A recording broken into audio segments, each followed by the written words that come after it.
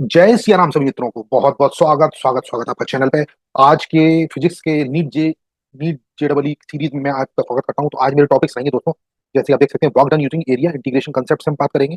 और उसके बाद फिर हम बात करेंगे कैलकुलेशन डिफरेंट कॉमन फोर्सेज जो होते हैं, और उसके बाद पीक्यू की बात करता हूँ। फटाफट बात करता हूँ दोस्तों आपसे। सबसे पहले मैं बात करता हूँ आपसे, ये जो आपका इंटीग्रेशन की मदद से हम कैसे निकालते हैं। देखिए, पहली बात तो ये है कि एरिया और स्लोप ये दो चीजें होती हैं दोस्तों। ठीक है, एरिया का मतलब इंटीग्रेशन होता है और स्लोप का मतलब डिफरेंशिएशन होता है। हमारे लिए काम की बात ये है कि यहाँ पर जैसे कोई फोर्स डिस्प्लेसमेंट कर्व है आपके पास, तो इसमें एक कर्व को अगर आप इंटीग्रेट करते हैं एक पर्टिकुलर लिमिट में, x1 से x2 के बीच में लिमिट में इंटीग्रेट करें तो वर्क डन आ जाता है। सिंपल सी बात, बस इतना याद रखना है आपको। तो area under the curve is nothing but integral x1 to x2 limit f dx which is nothing but the work done. Okay, उम्मीद करता हूँ ये क्लियर हो गया। चलिए आगे चलते हैं। अब क्वेश्चन देख लेते हैं कुछ एक दो।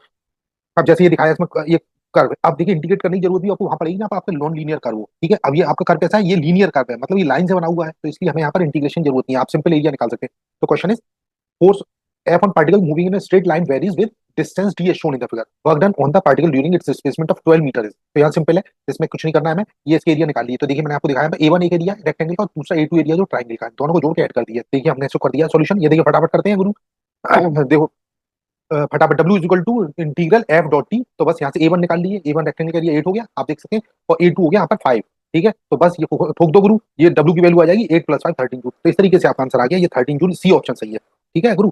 अब नेक्स्ट देखते हैं question. Force F acting on object varies with distance x shown. तो यहाँ पर देखिए क्वेश्चन पढ़ने में टाइम लूंगा, मैं आपको ये बताना चाह रहा हूँ 0 से 6 के बीच में, मतलब 0 से 6 तक जाने में ये जो आपका कर्व है, ये वाला जो कर्व है इसका एरिया आप निकाल लीजिए। तो ये कर्व फिर यहाँ पर एक तो रेक्टेंगल बना हुआ है दोस्तों, और एक आपका ये ट्राइंगल बना हुआ है, दोनों का एरिया निकाल लीजिए। तो देखिए कैसे करेंगे। ये देखिए हमने कर लिया, इसको A1 की वैल्यू निकाल ली, रेक्टेंगल का एरिया, और A2 की वैल्यू निकाल ली, इनको जोड़ दिया तो मेरा आंसर आ जाएगा यहाँ पर 13.5 जूल। तो ये कैसा लगा सवाल आपको, कमेंट करके बताइए। नेक्स्ट क्वेश्चन देखते हैं। Relationship between force and position is shown in the figure given. वो वन डायमेंशन केस है आपका। ठीक है, अब यहाँ पर क्या वर्क डन निकालना है आपको। तो यहाँ पर 1 से 5 के बीच में, 1 से 5 का मतलब ये 1, ये यहाँ से लेके और ये 5, इसके बाद वाला कर्व हमें ये इसका कोई मतलब नहीं है, क्योंकि हमारा केवल यहाँ पर यहाँ से 1 से 1 5 के बीच में। तो यहाँ पर एरिया कई सारे आएंगे दोस्तों। देखिए एक तो रेक्टेंगल का एरिया आ जाएगा, एक आपका ये रेक्टेंगल आ गया, एक नीचे रेक्टेंगल है, और फिर एक ऊपर, तो कुल मिला के 4 रेक्टेंगल है, जिसमें 3 पॉजिटिव साइड और एक नेगेटिव साइड है। तो ये एरिया आपका नेगेटिव होगा जाएगा। तो कहने का मतलब है 4 एरिया को मैं ऐड कर देता हूँ उनके साइन के साथ। तो देखिए हमने कर दिया यहाँ पर A1 की वैल्यू निकाल लीजिए आप, सिंपल A1 10 इंटू 1 हो जाएगा, क्योंकि डिस्टेंस 1 हो गया और ये 10 हो गया। ओके, वाई और एक्स एक्सिस के देखिए आप उसको कैलकुलेट करके आप निकालेंगे तो 20 अर्ग्स का आंसर आ जाएगा। देखिए सिंपल क्वेश्चन है एकदम, बिल्कुल एकदम चकाचक चल रहा है। Relationship between the force F and the position x of the body shown. अब देखिए एक एग्जांपल और बताता हूँ आपको मैं। यहाँ पर भी देखिए आपको एरिया का काम करना है बस। यहाँ पर देखिए रेक्टेंगल है और ट्राइंगल है। अब हमें कहाँ तक करना है, 5 तक करना है। 1 से लेके 5 तक, मतलब 1 से लेके 5 तक का मतलब है यहाँ, इसके आगे वाला इससे हमें कोई मतलब नहीं है, तो हम इसके एरिया निकाल लेंगे। तो यहाँ पर क्या है, एरिया देखो, एक तो एरिया ये हो जाएगा 1, एक जो एरिया छोटा वाला है 2, ये 3 और 4। ठीक है, इनको सॉल्व करूंगा तो देखिए एरिया A3 जो है वो मेरा नेगेटिव एरिया हो गया, इसलिए मेरा आंसर नेगेटिव के साथ आ रहा है एरिया का। तो ये 10 इंटू 1 हो जाएगा। ओके, और फिर उसके बाद ये 5 इंटू 1 ये हो जाएगा, उसके बाद ये हो जाएगा 5 इंटू 1 नेगेटिव साइड में, और ये ट्रायंगल का area half base into height से करेंगे तो 15 जूल इसका आंसर आ जाएगा दोस्तों। तो उम्मीद करता हूँ ये सारे क्वेश्चन आपको आंसर के साथ समझ में आ गए। ओके, अब देखिए work done by common forces in mechanics. अब मैकेनिक्स में हम जनरली कौन कौन से फोर्सेज पढ़ते हैं, एक तो ग्रेविटेशनल फोर्स होता है, एक होता है tension force, normal reaction, spring force और फ्रिक्शन फोर्स। एक एक करके डिस्कस करते हैं फटाफट सबको। ठीक है, कम समय में ज्यादा आउटपुट।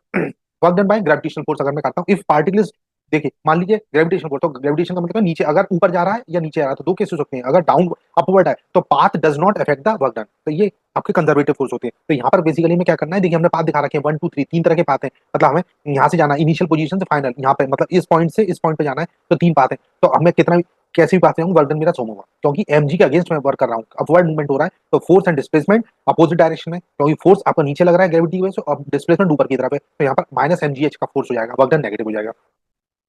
पार्टिकल अगर डाउनवर्ड आ रहा है दोस्तों तो यही आंसर लगेगा, लेकिन प्लस के साथ आएगा। उम्मीद करता हूँ समझ आएगा, क्योंकि अब फोर्स और डिस्प्लेसमेंट सेम डायरेक्शन में है। तो ये देखो बिल्कुल हमने अच्छे से इसको समझा दिया आपको। अब नेक्स्ट देख लेते हैं।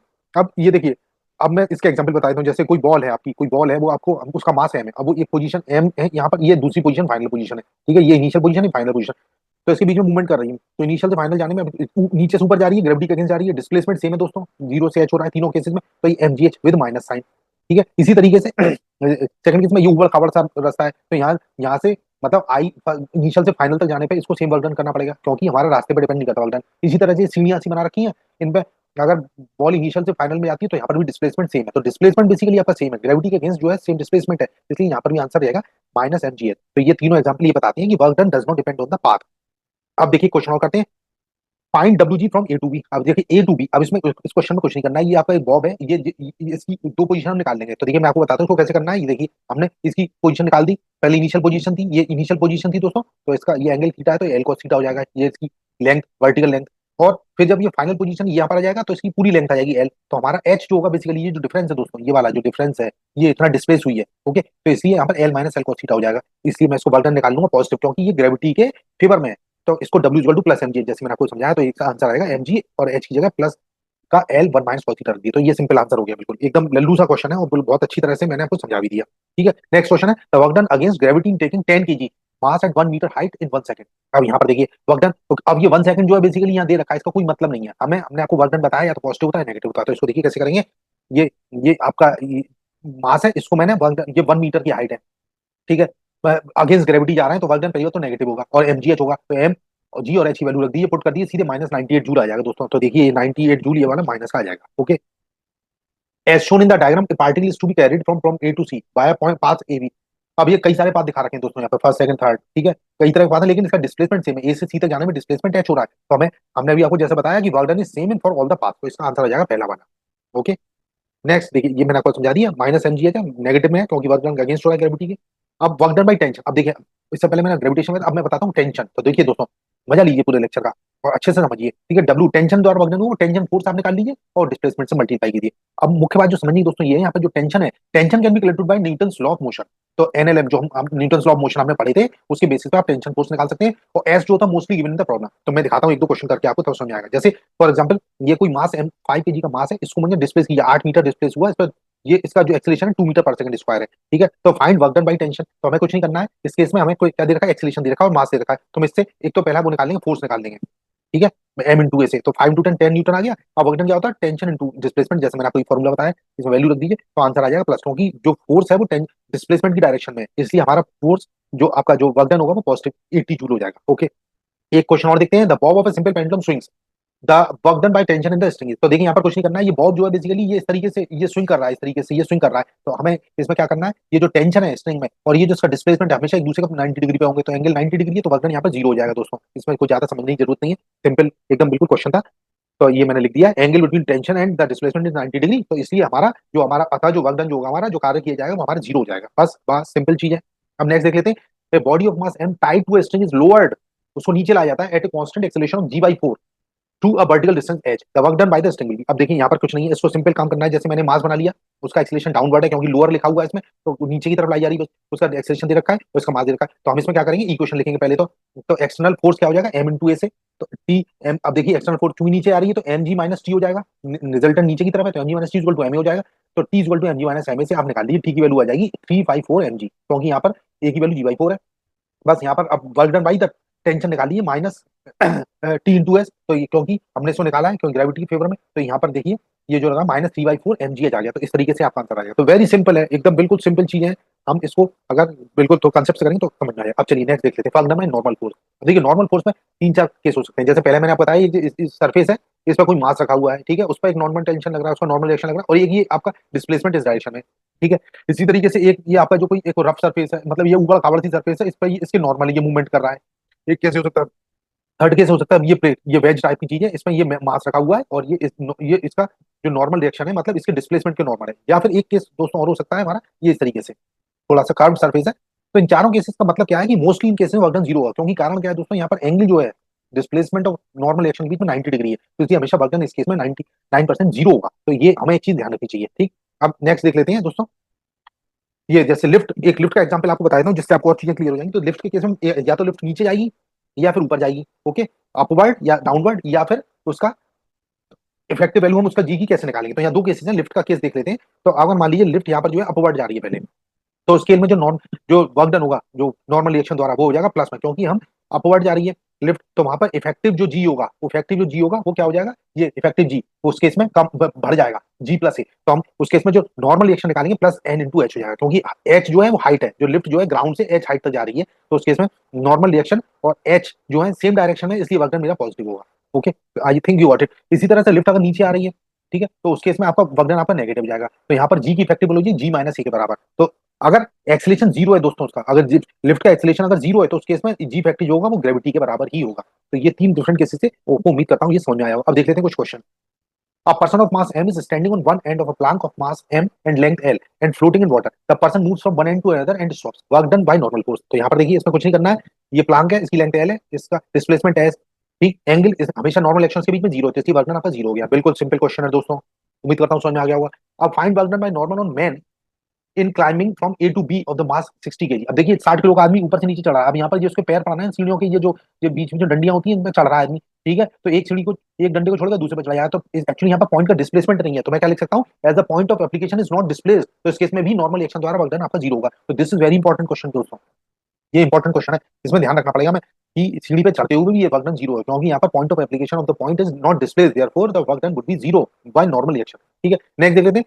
Find the work done by normal on man of 50 KG standing in lift in displacing it from 20 metre. अब ये कि एक 20 किलो 50 किलो का आदमी एक लिफ्ट में बंद है और उसको 2 मीटर पर सेकंड स्क्वायर के एक्सेलेरेशन से ऊपर जा रहा है, तो उस केस में हमें क्या करना है, वर्क डन निकालना है। तो सिंपल है दोस्तों, एन निकाली, नॉर्मल एक्शन होगा एम इंटू जी फैक्टर, तो मैंने आपको बताया था ऊपर जाती है लिफ्ट तो जी प्लस ए हो जाता है। ठीक है, तो इसमें आ जाएगा टी 10, हमने जी की वैल्यू यहाँ पर 10 ले रखी है दोस्तों, जी की वैल्यू यहाँ पर 10 ले रखी है। ठीक है, तो 10 प्लस 2 ये इसमें दे रखा है, तो 10 प्लस 2 की मदद से आप निकाल लेंगे, तो ये आ जाएगा 600 न्यूटन। अब ये इतना न्यूटन नॉर्मल एक्शन है। अब नॉर्मल एक्शन से हमें वर्क डन निकालना है, तो वर्क डन के लिए क्या करेंगे, आपको हाइट कितनी दे रखी है 20 मीटर, इसमें 20 से मल्टीप्लाई कर दीजिए और ये प्लस होगा।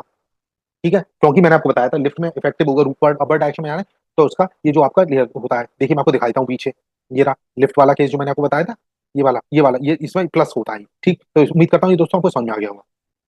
तो ये 600 न्यूटन आ गया, इसमें मैंने अगर इसको मैं और इससे 20 से मल्टीप्लाई कर दूंगा तो डिस्प्लेसमेंट से तो ये 12,000 जूल हो जाएगा, ये आंसर हो गया। ठीक है, नेक्स्ट देख लेते हैं दोस्तों, एक स्प्रिंग के द्वारा कितना वर्क किया जाता है। तो देखिए अब यहाँ पर ये भी इंपॉर्टेंट है, work done bye spring force. तो स्प्रिंग के केस में क्या होता है, जैसे अभी मैंने आपको दिखाया, this is a natural length, इसको एल मान लिया है, स्प्रिंग एक साइड से ये बंधी हुई है, दूसरे एंड पे फ्री। अब मैं इसको थोड़ा खींच देता हूँ दोस्तों, ये स्प्रिंग को अगर मैं खींचता हूँ तो इसकी, मैंने इनिशियली इसको खींचा एक्स आई लेंथ तक, मतलब उसकी नेचुरल लेंथ से एक्स आई लेंथ तक और खींच दिया, इनिशियल स्ट्रेच किया है, फिर मैंने इसके आगे और खींचा उसको, तो ये फाइनल हो गई। तो दोस्तों यहाँ पर इसके मैंने दो बार खींचा, इनिशियल और फिर फाइनली, तो फाइनल स्ट्रेच हो गया एक्स एफ और इनिशियल स्ट्रेच एक्स आई है। तो यहाँ पर वर्क डन क्या होगा, तो वर्क डन बाय स्प्रिंग, जो स्प्रिंग के द्वारा वर्क किया है वो हाफ के इंटू एक्स आई माइनस एफ एक्स का होल स्क्वायर, ये हमें ध्यान रखना पड़ेगा। और ये तो स्प्रिंग के द्वारा किया जाएगा। अब एक्सटर्नल जो वर्क डन हुआ एक्सटर्नल फोर्स वो इसका नेगेटिव हो जाएगा, तो हमें ये ध्यान रखना है वर्क डन एक्सटर्नल फोर्स के द्वारा जो होगा वो स्प्रिंग के वर्क डन का नेगेटिव होगा। ओके, तो this should be remembered. Okay, अब क्वेश्चन देख लेते हैं दोस्तों, तो जिससे आपको चीजें और क्लियर हो जाएंगी।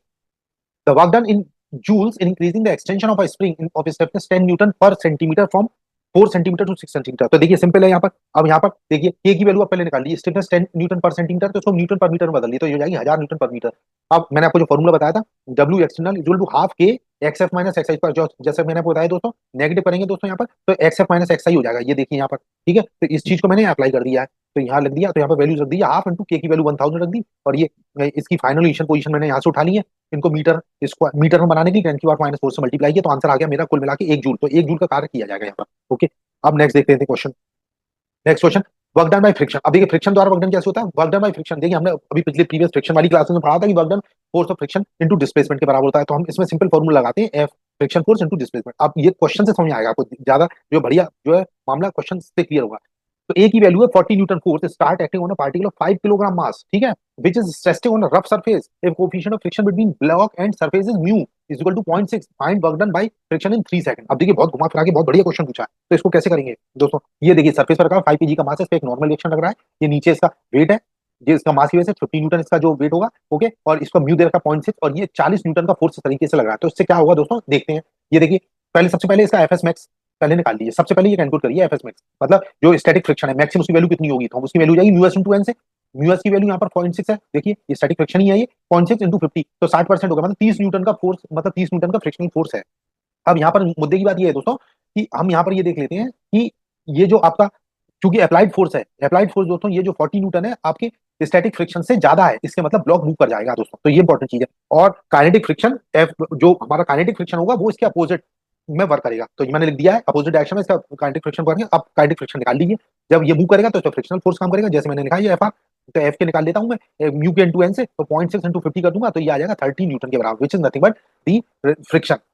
ये जो एफ आर मैंने निकाला, ठीक है, ये डिस्प्लेसमेंट के अपोजिट है दोस्तों, तो F net equal to M A हो जाएगा। तो 40 माइनस 30 क्यों होगा, क्योंकि 30 न्यूटन आपका ये फ्रिक्शन फोर्स है, 40 न्यूटन लगा रहे हैं, दोनों एक दूसरे का अपोजिट है, इसलिए 40 माइनस 30 किया इज इक्वल टू 5, इसका मास दे रखा है दोस्तों यहाँ पर, देखिए ये 5 किलोग्राम, और एक्सीलरेशन की वैल्यू यहाँ से मैं निकाल लूंगा सबसे पहले, तो ए की वैल्यू आ गई यहाँ से 2 मीटर पर सेकंड स्क्वायर, तो इसका पहले तो सब दोस्तों हमें इसका एक्सीलरेशन निकालना पड़ा। ठीक है, अब इसकी मदद से मैं नेक्स्ट में क्या करूंगा, अब मैं क्या करूंगा, यहाँ पर ये जो मैंने एक्सेलेरेशन कर लिया, अब यहाँ से कैलकुलेट कर लिया मैंने एस की वैल्यू, डिस्टेंस, डिस्टेंस क्या आएगा, UT plus half D square Newton law से। ठीक है, तो 3 सेकंड में मुझे निकालना है, तो इनिशियली ये रेस्ट पर है ब्लॉक, तो यहाँ पर ये 0 into 3 plus half into 2 into 3 का स्क्वायर, तो ये 9 मीटर का डिस्प्लेसमेंट आ गया।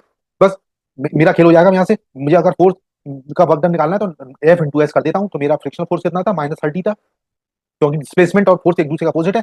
तो हमारा ये जो फ्रिक्शन फोर्स है ना, तो वर्क डन बाय फ्रिक्शन निकालना है, तो फ्रिक्शनल फोर्स और ये डिस्प्लेसमेंट एक दूसरे का अपोजिट है, इसलिए माइनस का हो गया 30 × 9, तो -270 जूल है। तो मैंने लिख दिया -90 because F R and S are in opposite direction. तो दोस्तों ये जो है वो प्रॉब्लम एक सिंपल प्रॉब्लम थी, बट इंपॉर्टेंट प्रॉब्लम थी कंसेप्ट को समझने के लिए। ठीक है, एक क्वेश्चन और देखते हैं दोस्तों। The work done by frictional force on a surface in drawing a circle of radius R on the surface by pencil. ठीक है, आप देखिए पेंसिल से कोई गोला बनाते हैं ना जिस तरीके से, तो पेंसिल घिसती है। ठीक है, क्योंकि rough surface of negligible mass with a normal pressing force and coefficient of friction mu के। अब पूछा है इसमें, तो देखिए आप जब पेंसिल से गोला बनाएंगे, पेंसिल से कोई सर्किल बनाते हैं पेज में, तो आपको थोड़ा पेंसिल को दबाना पड़ता है, तो वही नॉर्मल फोर्स द्वारा कितना वर्क किया जा रहा है, तो वो हमें पता करना है। तो यहाँ पर देखिए मजे की बात ये, जब आप पेंसिल को घुमाते हैं तो इस तरीके से पेंसिल का मूवमेंट होगा, जैसे मैंने दिखाया एंटी क्लॉकवाइज मान लीजिए, तो उस केस में क्या होगा, डिस्प्लेसमेंट और ये जो फ्रिक्शनल फोर्स है एक दूसरे के अपोजिट है, यहाँ देख सकते हैं, एक दूसरे का अपोजिट होंगे हमेशा। तो मैंने लिखा है F R always opposite to S, तो यहाँ पर क्या डब्ल्यू एफ आर निकाल लिया मैंने, जो मैंने कंसेप्ट बताया था, -F/s थे, तो डब्ल्यू एफ आर निकाल लिए। एफ क्या होता है, frictional force mu into N होता है, और ये अगर पेंसिल को घुमाएंगे तो पूरा एक चक्कर काटने में उसको 2πr दूरी तय करेगा, अगर इसकी रेडियस आर है, तो मैंने यहाँ से s इक्वल टू 2πr कर दिया, तो सरकमफ्रेंस ऑफ सर्किल हो गई, तो इसलिए डब्ल्यू एफ आर जो फ्रिक्शनल फोर्स के द्वारा वर्क डन किया जाएगा वो नेगेटिव होगा, जैसे मैंने आपको बताया, क्योंकि अपोजिट है, एफ आर और डिस्प्लेसमेंट एक दूसरे का अपोजिट है, इसलिए जो फ्रिक्शनल फोर्स के द्वारा वर्क डन होगा वो माइनस का आएगा 2πr इंटू म्यू के इंटू एन। तो दोस्तों ये वाला हमारा आंसर सही हो गया, लास्ट वाला ऑप्शन हमारा सही है। तो दोस्तों इस तरीके से क्वेश्चन होते हैं, देखिए बहुत सिंपल है, मैंने इस लेक्चर को फटाफट 10-11 मिनट में कंप्लीट कर दिया, और आज का दोस्तों ये लेक्चर यहीं तक है। अगले लेक्चर में आपसे फिर बात करूंगा, नेक्स्ट टॉपिक रहेगा मेरा वर्क एनर्जी थ्योरम का। तब तक आप लोगों से विदा चाहता हूँ, आप लोगों का दिन शुभ हो और जय श्री राम।